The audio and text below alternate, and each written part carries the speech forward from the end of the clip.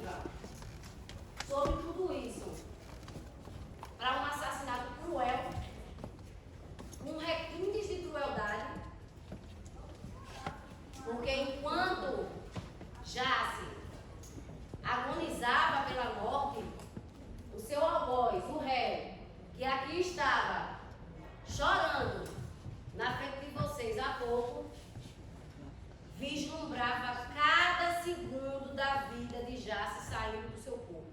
Foi exatamente isso que ele fez.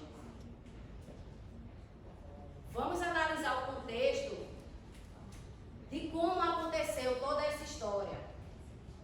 A defesa tentará imputar a Jace com narrativas criadas, porque vocês vão ver, eles não vão apresentar nenhuma prova cabal, como foi dito aqui, pelas testemunhas.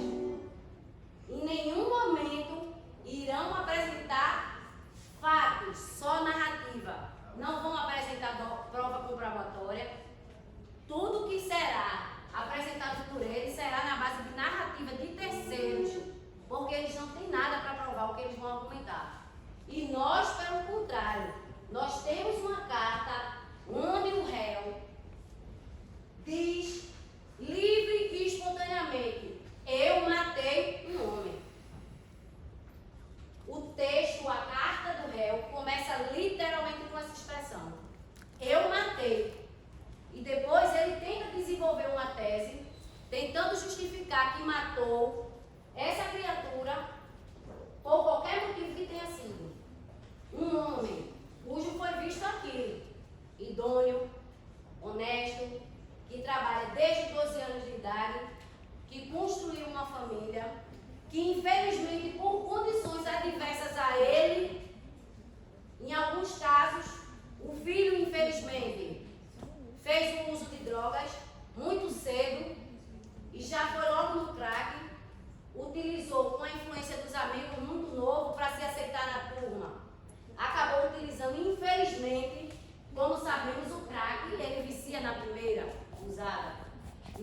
conseguiu, acabou vivendo anos conturbados, mas sempre, conforme a própria testemunha falou, o pai esteve presente. O pai não o desamparou em nenhum momento. O pai não abandonou quando ele roubou em casa para comprar droga.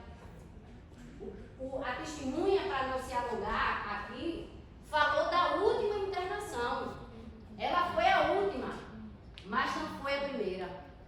Ele passou por toda a adolescência, por tratamentos, os pais tentando ajudar, tentando induzir. E, infelizmente, mesmo já tendo que trabalhar para cuidar da família, nunca deixou de participar ativamente da vida do filho que necessitava dele. Como vocês viram, a própria testemunha falou, o que marcava a vida dela era que o pai, em nenhum momento, deixou de comparecer em nenhum evento escolar dele. Veja, uma pessoa atribuída, uma pessoa que muito trabalhava, mas a prioridade dele era a família. E, infelizmente, houve esse caso. Quem nunca passou, quem nunca teve, algum dependente de químico na família, não sabe a dor, mas quem passou e quem tem sabe como é que funciona. E esse mundo das drogas induz a você cometer outros delitos para que você mantenha o seu vício. E com ele não foi diferente. Ele roubou, ele foi preso. Então tudo aconteceu, mas eu quero que fique bem claro aqui que, infelizmente, nós pais não podemos dizer a todo momento aos filhos o que eles vão fazer. Mas a partir do momento que ele fez a escolha, que ele escolheu as drogas, ele sempre teve o apoio da família para tentar sair. Tanto que agora, depois de muitos anos, ele estava tentando recomeçar a vida e, infelizmente, não conseguiu mostrar isso para o pai dele, que estava naquela situação já acamado.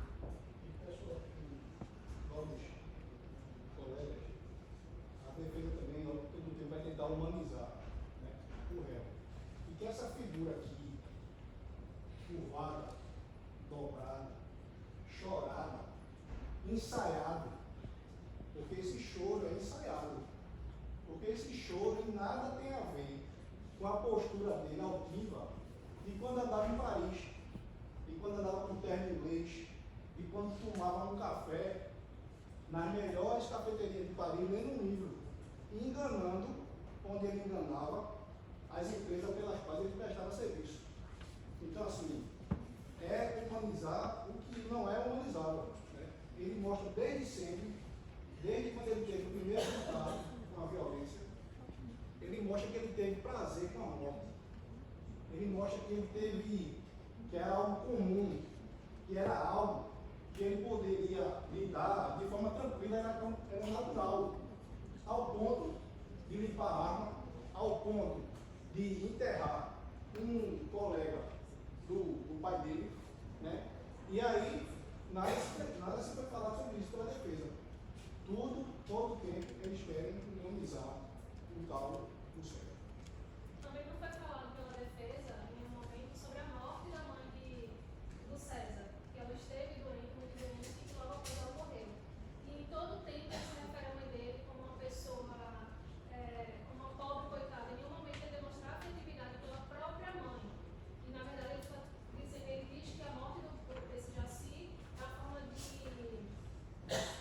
ajustiçar o pai, sendo que na verdade não tinha amor nem pela própria mãe. Tanto que ele passou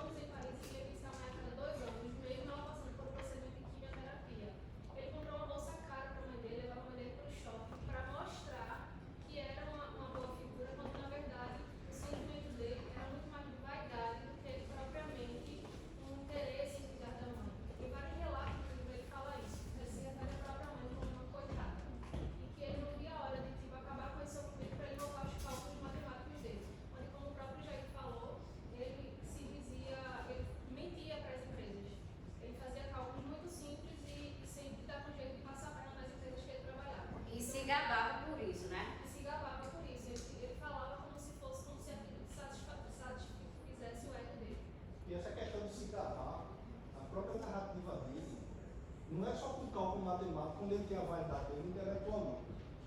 Ele se gabou no dia que ele matou Jace. Tem relatos do próprio César que depois de matar, eu acho que ele era um viciado em cafeína, que ele foi para a cafeteria do hospital e admirou a cena que deixou e degustou o café. E depois se olhou no espelho, como se dissesse assim, missão cumprida. Apesar dessa missão, como foi mostrado aqui, exaustivamente, toda a narrativa não tem motivação plausível nenhuma. Não tem nada que motive esse cidadão, esse indivíduo, a ter cometido um crime tão atroz, tão abjeto, que possa ser feito como ele fez com Jace. Mesmo porque não há nenhuma prova que demonstre que o pai de César, Rodolfo, foi de fato furtado ou roubado por Jaci. Não existe nenhuma prova que comprove isso. Não existe, e vocês vão ver que a defesa ela vai apresentar teses malucas, sem nexo. Qualquer pergunta que vocês fizerem à defesa sobre comprovação de algo, vocês vão ver que a resposta será as narrativas sem provas. Ah, foi o padrinho.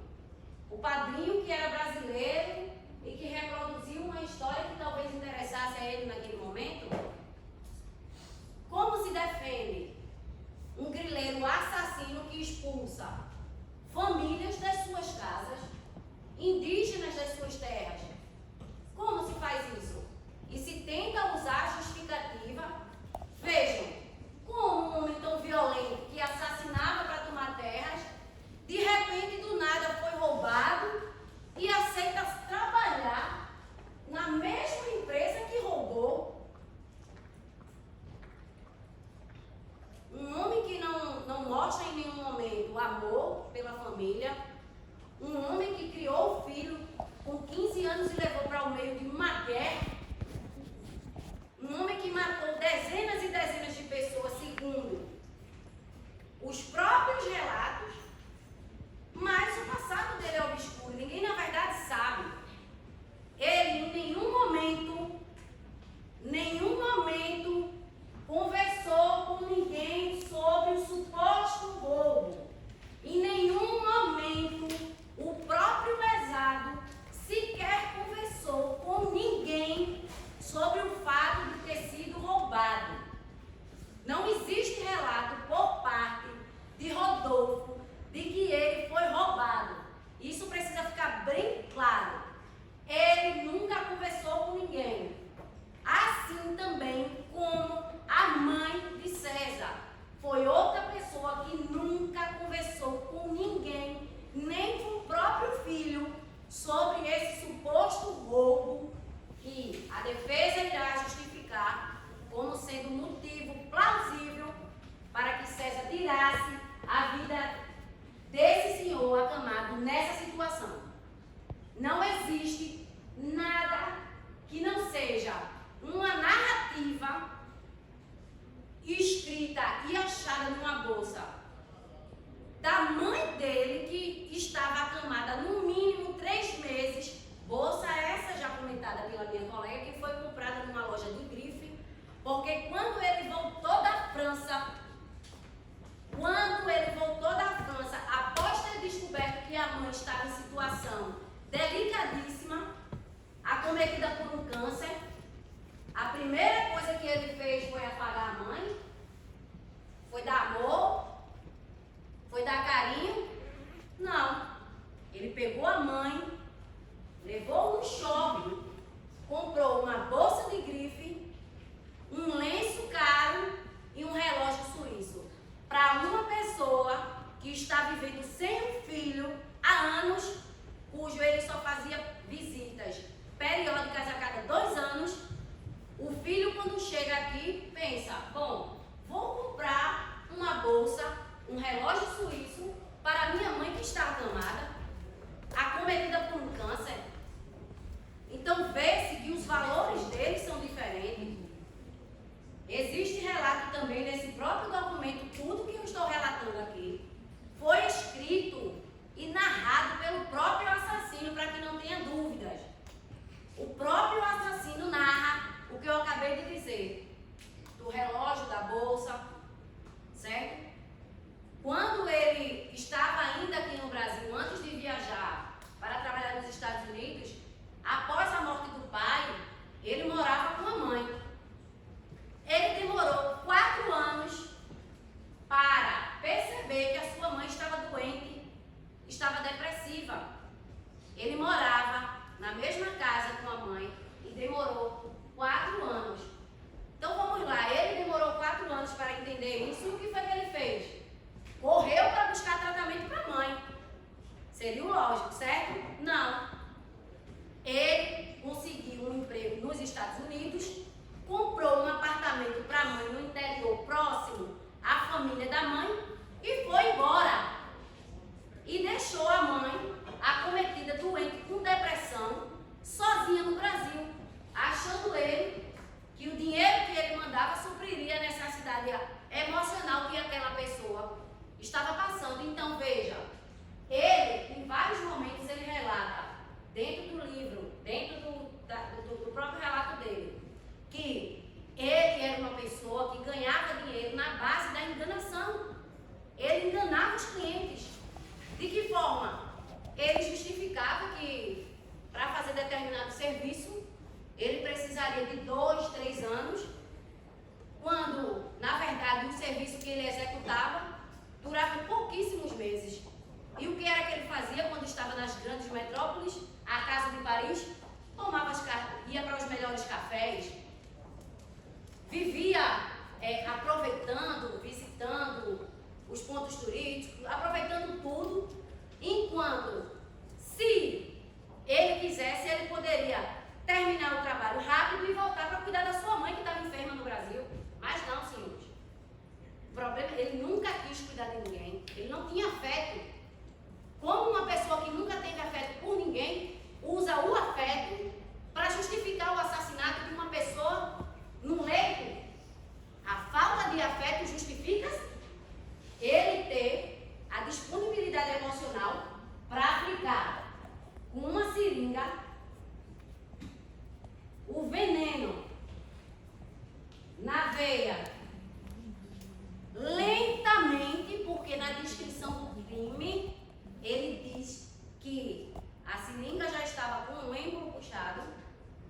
Ele chegou na sala após misteriosamente ter sido concedido o direito de visita para outra pessoa estranha, dentro de um leito com o paciente acamado em estado terminal, ficar sozinho com ele dentro da sala e lentamente ser aplicado uma dose cavalar de relaxante muscular, e ele ficou olhando a vida de Jace se esvair. Ele não simplesmente aplicou e foi embora, o que já seria um absurdo se observarmos a situação dele. Não. Ele fez questão de aplicar e esperar a vida de Jace ceifar. E ele ainda fez mais, ele não foi embora. Após tudo isso, ele ainda chamou as enfermeiras e disse que ele não estava respirando. Ele esperou as enfermeiras voltarem e confirmar a morte de Jace para poder alegremente sentar-se numa cafeteria e tomar o seu café, deslumbrando o grande plano que ele teve, que era assassinar Jace. Excelência, o que a gente está falando aqui não é narrativa, não. Porque direito é prova. A defesa vai falar sobre narrativa, mas direito se consubstancia em prova. Então, o que você fala, você prova. Apesar da gente estar tratando de um caso que o réu confessa. Ele mesmo confessou que foi no hospital, teve acesso ao apartamento da vítima e injetou o remédio nele. A defesa vai dizer coisas estapafúrdias. Mas vamos ver se ele tem prova.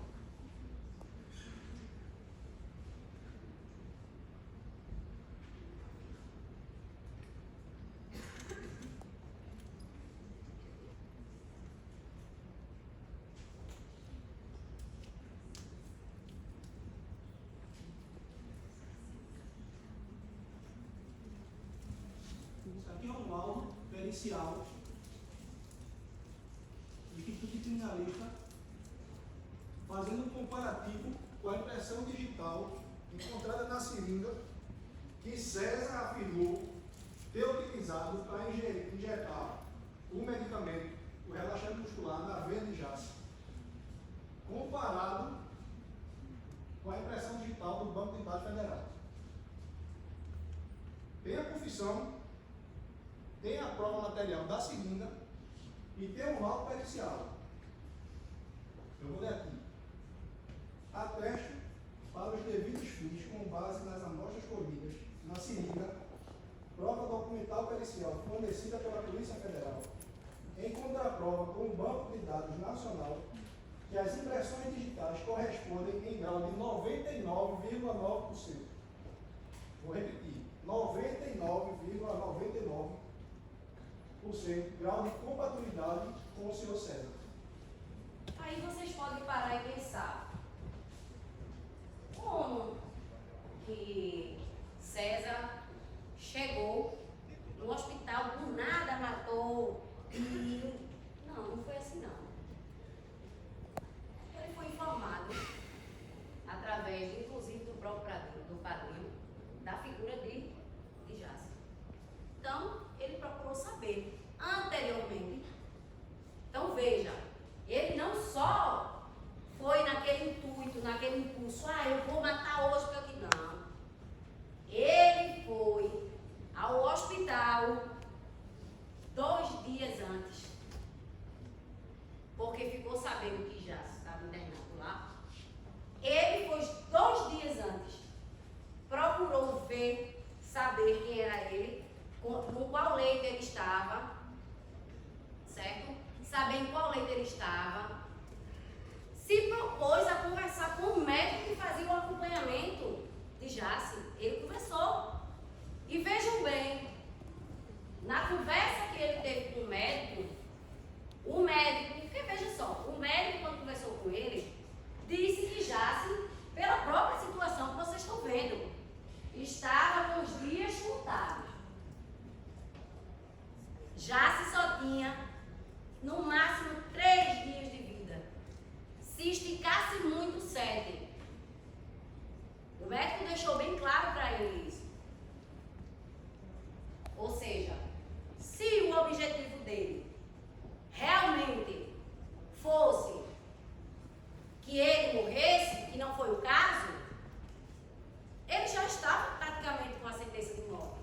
O médico disse que em 3 dias, pela experiência dele, talvez 7. Não, mas ele não queria. E ele diz isso. Eu não quero que ele morra. Ele queria matar.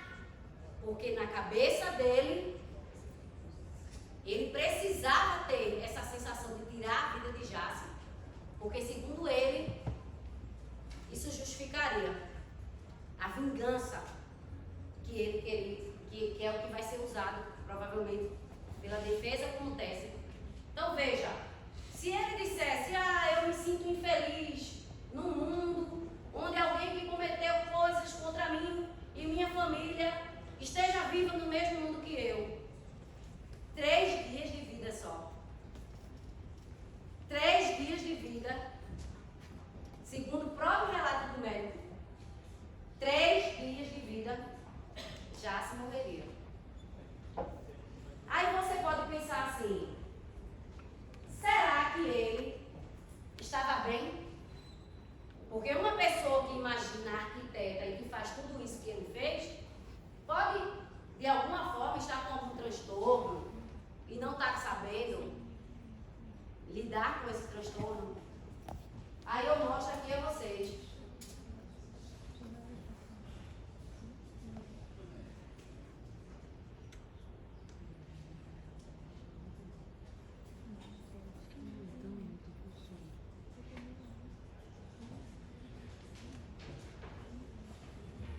A acusação informa que só tem mais 5 minutos.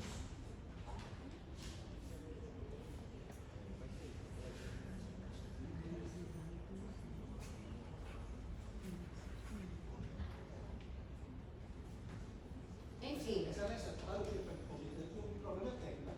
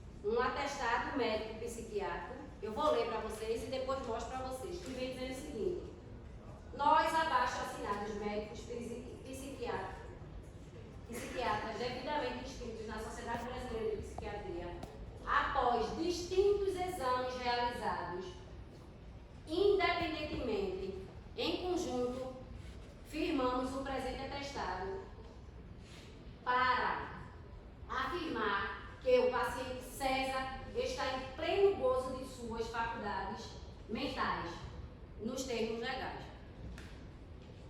Não é apenas um psiquiatra que realizou o exame, são 2. E esse exame deixa claro que tudo que foi feito por César foi feito de forma consciente. Isso, inclusive, como pra gente não ser a testemunha falou, que ele parecia meio perturbado quando ela faleceu.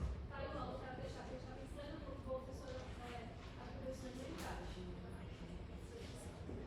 Outro detalhe que é importante, que a defesa vai alegar, é que teve um momento, ele vai dizer que o pai, o Rodolfo, tentou ligar para o Jace. E na tentativa de tentar salvar a filha dele, que vinha enferma por muito tempo. E quando chegou no período crítico, ele pegou, como vendo não viu que tinha outra alternativa, ligou para Jace. Só que o próprio réu diz que o Jace não atendeu a ligação. Então ele nunca tomou conhecimento dessa tentativa de contato feito pelo pai do réu à vítima. Exatamente, porque a gente está com 2. Como tudo da defesa será baseado em narrativa, no primeiro documento que a gente tem aqui, a justificativa que ele dá é de que a irmã estava enferma e que no momento, veja, uma irmã que ficou enferma após pegar um resfriado esse que evoluiu para uma pneumonia, onde ela foi se degradando isso tudo dentro de casa. Quando já não restavam mais recursos, aí decidiram levar ela no hospital. Só que, gente, nessa época em que ela ficou doente, estava acontecendo um surto de tuberculose no Brasil. E todo mundo sabe que tuberculose, para você ter a cura, você tem que ter tratamento precoce. Você não pode. Então, quando finalmente ele decidiu procurar um hospital e fazer alguma coisa, o que foi dito no hospital é que ela precisava desse tratamento. Mas veja, como eu posso alegar que o tratamento em um hospital particular seria a única forma de salvar a vida de uma pessoa que vem doente de muito tempo, uma pessoa que foi negligenciada dentro de casa, doença, a chegar num ponto de que a vida dela não conseguiu ser salva, e você olhar e tentar justificar que o responsável